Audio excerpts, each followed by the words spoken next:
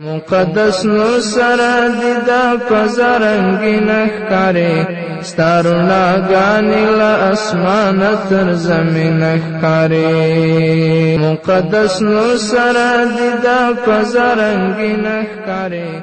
قدرمنو اوریدونکو، ستاسو پام راوړو د الحاج مولوي محمد یاسین فهیم صاحب د رسول الله صلی الله علیه وسلم سپېڅلې نصیحتو خپرونې ته په دې هیله چې دا خپرونې تر پایه پورې واورئ او پوره ګټه ځینې واخلئ. والدین زما او ستا حبیبه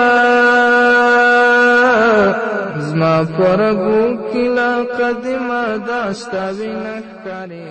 بسم الله الرحمن الرحيم. الحمد لله رب العالمين حمد الشاكرين، والصلاة والسلام على سيد الأنبياء والمرسلين سيدنا ونبينا وشفيعنا ومولانا محمد وعلى آله وأصحابه الطيبين الطاهرين. قدرمنو اوریدونکو د ژوند د لارې د خپرونې مینوالو، السلام علیکم ورحمة الله وبرکاته. ستاسو روغتیا او خوشحالي د پاک رب نه غواړم، په دې هیله چې د صحت او عافیت جامې په تن ولرئ او خوشحالي مو په برخه وي. دا دی زه محمد یاسین فهیم د ژوند د لارې د خپرونې په وړاندې کولو کې ستاسو په خدمت کې یم. زموږ د نن ورځې خپرونې موضوع بیا هم د سرور کائنات محمد رسول الله صلی الله علیه وسلم نصیحتونه. د رسول اکرم صلی الله علیه وسلم 45م نصیحت دا دی چې تاسو په آخره زمانه کې ګوشهنشیني اختیار کړئ، یعنی هغه ځایونو کې چې هلته فساد وي، منکرات وي، بدبختی وي، چې تاسو د هغو مخه هم نشئ نیولی، نو تاسو د هغه ځای نه هجرت وکړئ، یو ګوشه ځای کې هلته د خپل ژوند تیروئ. هغه حدیث چې بخاري د حضرت ابو سعید خدری رضی الله تعالی عنه څخه روایت کړی، په هغه کې رسول اکرم صلی الله علیه وسلم فرمایي چې نږدې دی چې د مسلمانانو غوره مال به هغه څاروي او هغه پسونه وي چې د غره په څوکه او د باران د اوسېدو په ځای کې پیایي، او د خپل دین د ساتنې په مخه د تښتېدو لاره یې غوره کړي. یعنی هغه څوک چې د غرونو څوکو ته ځي او هلته د خپل څاروي پیایي، چې هلته اکثر باران هم وریږي، نو بهترین مال د هغه دغه څاروي دي، او د دې هدف او مقصد دا هم دا دی چې د خپل د دین د ساتلو لپاره د تیښتې لاره غوره کړې ده.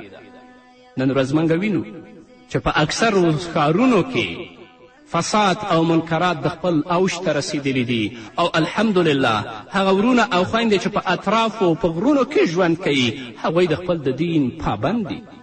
نو الله رب العزت دې موږ ته توفیق راکړي چې تر خپل وسه پورې چې په هر ځای کې د الله نه وویریږو، او قیامت تل لپاره زموږ سترګو ته ولاړ وي چې نن دی سبا دی، نن دی سبا دی، او د الله ویره راسره وي چې کله هم بد عمل ته موږ او تاسو لاس اوږد نه کړو. د رسول اکرم صلی الله علیه وسلم 46م نصیحت هغه دا دی که په یو مجلس کې ناوړه خبره وشي نو تاسو توبه باسئ. ابو داود او ترمذي د حضرت ابو هریره رضی الله تعالی عنه نه روایت کوي چې رسول اکرم صلی الله علیه وسلم وفرمایل له چا څخه چې په یو مجلس کې ډیرې نامناسبې خبرې وشي نو هغه دې له مجلسه تر ولاړېدو وړاندې دا دعا ووایي: اشهد ان لا اله الا انت استغفرك واتوب الیک، یا سبحانك اللهم وبحمدك نشهد ان لا اله الا انت استغفرك واتوب الیک. نو په یو مجلس کې چې څومره ناوړې خبرې کړي، چې کله د مجلس نه پاڅي د هغه نه وړاندې چې دا دعا ولولي، نو الله رب العزت به هغه څه چې دی په دې مجلس کې وي ټول به الله ورته معاف کړي. یعنې زه شاهدي ورکوم چې له تا پرته بل معبود نشته، له تا بښنه غواړم او تا ته توجه کوم. رسول الله وایي که کله دا دعا ولستله نو دې ته به بښنه کیږي د هغه شي چې دی په دې مجلس کې ویلي دي. الله رب العزت دې زموږ مجلسونه د دین مجلسونه وګرځوي.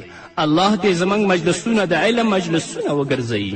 الله دې زموږ مجلسونه د ذکر مجلسونه وګرځوي، هغه مجلسونه چې په هغه کې الله یاد کړو، په هغه کې د الله رسول یاد کړو، او په هغه کې د دین د خبرې یادونه وکړو چې یو څه ځان ته برداشت کړو. اما متاسفانه موږ نن وینو چې زموږ مجلسونه د لهو و لعب او همدارنګه د غیبت نه ډک دي، په ځانګړې توګه زموږ د خویندو مجلسونه. اول خو د الله رب العزت موږ د ناوړو خبرو نه وساتي که بیا هم موږ په مجلس کې څه ویلي نو دغه دعا د مجلس د ولاړېدلو نه وړاندې ووایئ. الله رب العزت به هغه څه چې تاسو ویلي هغه به درته معاف کړي. همدارنګه بل حدیث ابو داود د حضرت ابو هریره رضی الله تعالی عنه څخه روایت کړی. رسول اکرم صلی الله علیه وسلم فرمایي ما من قوم یقومون من مجلس لا یذکرون الله تعالی فیه الا قاموا عن مثل جیفة حمار وکان لهم حسره. رسول اکرم صلی الله علیه وسلم فرمایي له یو داسې مجلسه چې په هغې کې د الله نوم نه وي یاد شوی د ولاړېدونکو مثال داسې دی لکه چې د مردارې خرې نه ولاړیږي، یعنی یوه جیفه او مرداره پرته وي هلته ناست وي د هغې نه دا ولاړیږي او هغوی لره بېنصیبي او افسوس دی. نو باید کوشش وکړو قدرمنو اوریدونکو مسلمانانو ورونو او خویندو چې د خپل مجلسونه د الله په ذکر باندې تازه کړو، د خپل مجلسونه د محمد رسول الله صلی الله علیه وسلم په درود باندې ښایسته کړو او تل لپاره کوشش وکړو چې په خپل مجلسونو کې امر بالمعروف او نهی عن المنکر وکړو. دا نه چې په خپلو مجلسونو کې موږ الله ولعب ته ځای ورکړی چې هم الله رانه ناراضه وي او هم د الله رسول نه را ناراضه وي.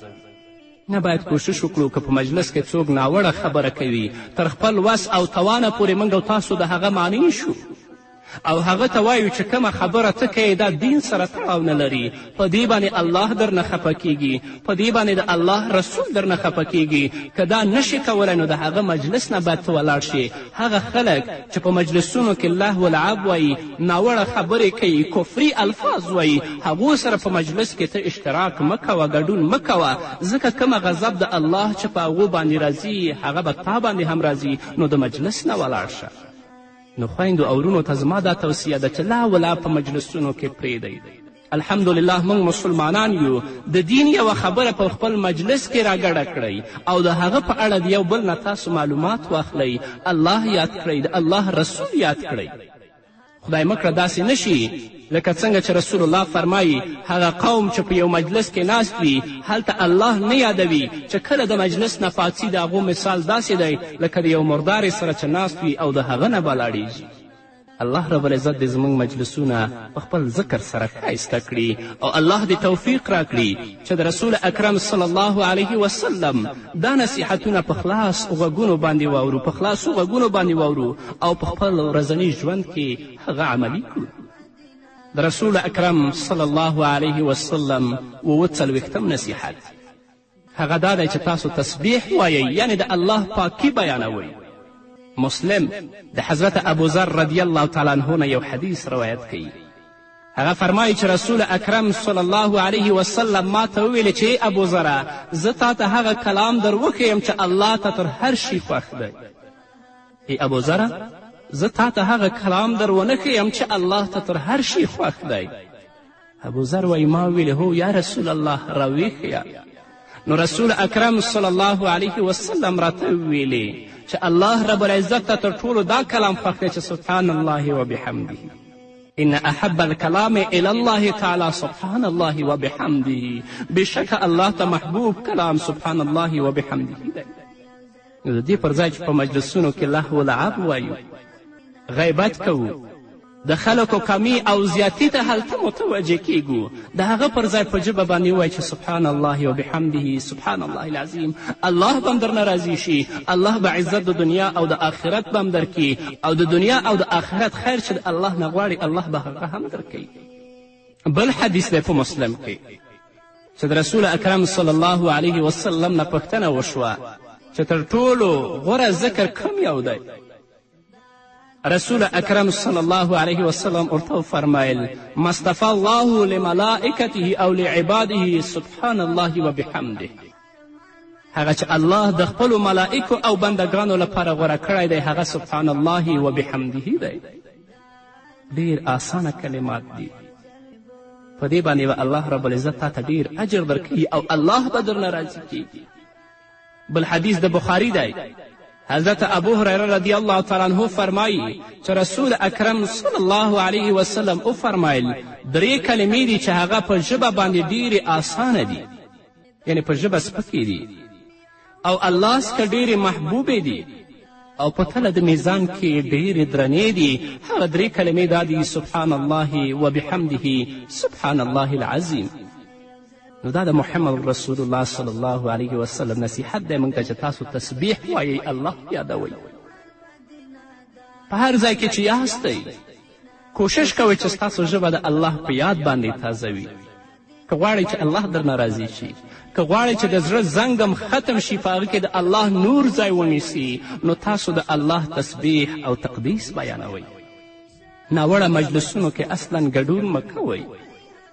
او که په کم مجلس کې تاسو ناست یاستئ هلته منکرات وي، لهو لعب ویل کېږي، تاسو د هغه مخه ونیسئ. که مخه نشئ نیولی د هغه مجلس نه ولاړ شئ، لاړ شئ. او که په هغه مجلس کې بیا هم تاسو ګډون کوئ، نو څومره ګناه چې د هغو ده، په هغو ګناه کې به تاسو هم ورسره شریک یاست. د رسول اکرم صلی الله علیه وسلم 48 نصیحت هغه دا دی چې تاسو استغفار غواړئ، یعنې د الله نه بخښنه غواړئ. ځکه هغه عبادت چې د الله رب العزت د شان سره لایق دی، هغه موږ یو هم نه دی کړی. او تل لپاره په ګناه کې اخته یو، په معصیت کې اخته یو. نو د الله نه بخښنه غواړئ چې الله ته ما ته بخښنه وکړي، زما د ګناهونو نه ته درګذشت وکړي، یا الله ما ته د نیکې لارښوونه وکړي. بخاري یو حدیث د حضرت شداد بن اوس رضی الله تعالی عنه نه روایت کړی چې رسول اکرم صلی الله علیه وسلم وفرمیل سید او سردار د استغفار دا دی چې انسان وایي: اللهم انت ربی لا اله الا انت خلقتني وانا عبدك وانا على عهدك ووعدك ما استطعت اعوذ بك من شر ما صنعت ابوء لك بنعمتك علي وابوء بذنبي فاغفر لي فانه لا يغفر الذنوب الا انت. رسول الله وایي څوک چې د ورځې په یقین سره دا دعا وایي، نو که تر ماښامه وړاندې وفات شو، دا به الله جنت ته بیایي. او څوک چې د شپې په یقین سره دا دعا وایي، نو که تر سهار وړاندې وفات شو، الله به هم جنت ته بیایي.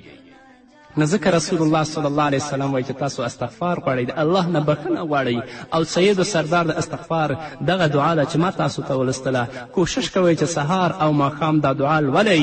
که په د سهار هم ولستله، د ماښام نه مخکې په تاسو باندې مرګ راشي، الله به هم جنت ته تاسو بیایي. او که شپې هم ولستله، د سهار نه مخکې په تاسو باندې مرګ راغی، هم به الله تاسو جنت ته بیایي. ډېره آسانه دعا ده. رسول اکرم صلی الله علیه وسلم به د ورځې 100 ځلې نه زیات د الله رب العزت نه بخښنه غوښتله. نو موتا چې تل لپاره به ګناه کې اخته یو، ولې به د الله نه بخښنه نه غواړو؟ رسول اکرم صلی الله علیه وسلم فرمایي: والذي نفسي بيده لو لم تذنبوا لذهب الله تعالی بكم ولجاء بقوم يذنبون فيستغفرون الله تعالی فيغفر لهم. قسم په هغه ذات چې زما روح په ولکه کې دی، که تاسو ګناه ونه کړئ، نو الله رب العزت به تاسو پر ځای داسې قوم راولي چې ګناهونه به کوي، او الله ته به توبه وباسي، مغفرت به غواړي، او الله به هغوی ته بخښنه کوي. چې ګناه دې کړی، په خپل ګناه باندې مه ناامیده کېږه چې الله ما ته بخښنه کوي. که نه، الله نه مه ناامیده کېږه. د تضرع او د عاجزي لاسونه الله ته پورته کړه، کلکه او نصوح توبه وباسه، الله به تا ته بخښنه کوي. نو قدرمنو اوریدونکو مسلمانانو ورونو او خویندو، راشئ چې د رسول اکرم صلی الله علیه وسلم دا نصیحتونه په خلاصو غوږونو باندې واورو. په دې کې عزت دی، په دې کې کامیابي هم د دنیا او د آخرت ده، په بل شي کې نشته. د الله رب العزت نه ځان دپاره، تاسو لپاره او د نړۍ ټولو مسلمانانو لپاره د نیکو اعمالو توفیق غواړم، تر څو چې الله موږ ته عزت د دنیا او د آخرت راکړي. په همدې هیله نور به واورو، خو هغه دیوې د مینو مال او کمال بل جمال درې د محبت شرطونه، مال او کمال بل جمال درې د محبت شرطونه، وړه پتا کې محمد رسول امین ښکاري، ستاروناګانې له اسمانه تر زمینه ښکاري، مقدس نور سره دی دا فضا رنګینه ښکاري، ستاروناګانې له اسمانه تر زمینه ښکاري. قدرمنو اوریدونکو، بیا هم زموږ سلامونه او نیکې هیلې ومنئ، په دې هیله چې تر دې دمه تاسو زموږ ملتیا کړې وي. د رسول اکرم صلی الله علیه وسلم 49 نصیحت دا دی چې تاسو په جنت کې ځان لپاره ونې شنې کړئ. حضرت ابو هریره رضی الله تعالی عنه فرمایي چې ما یوه ورځ په مدینې منوره کې ونې شنې کولې، نیالګي مې ایښودل. په همدې منځ کې رسول اکرم صلی الله علیه وسلم زما په خوا کې تېرېده. نو رسول اکرم صلی الله علیه وسلم ما نه پوښتنه وکړه چې ابا هریره څه کوې؟ ما ورته ویلې د الله رسول الله د ځان لپاره ونې شنې کوم. رسول الله صلی الله علیه وسلم ما ته ویل چې زه د دې نه تا ته د ښو ونو شنه کول در ونه ښیم.